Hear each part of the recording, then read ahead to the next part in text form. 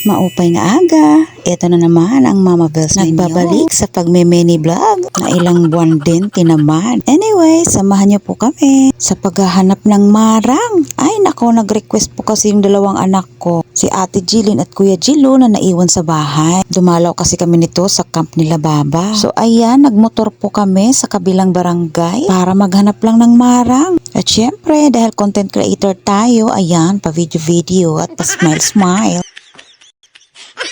So dito na nga ay nakarating na kami sa kabilang barangay at ayan na nga galing mismo sa puno. Dati po ay hindi ko alam na may puno pala ng mga marang dito sa amin sa Samar. Ang alam ko lang po kasi ang marang ay galing pa sa Mindanao at karamihan po ay galing pang Davao. At nakilala ko lang ang prutas na marang dahil taga Mindanao po ang aking husband. Yes po, taga Sultan Kudarat po siya sa Isulan, Nyoeganya. So shout out sa mga taga Isulan, Sultan Kudarat, lalo na sa Nyoeganya. So ayan po, nakita ko ang dami nilang puno.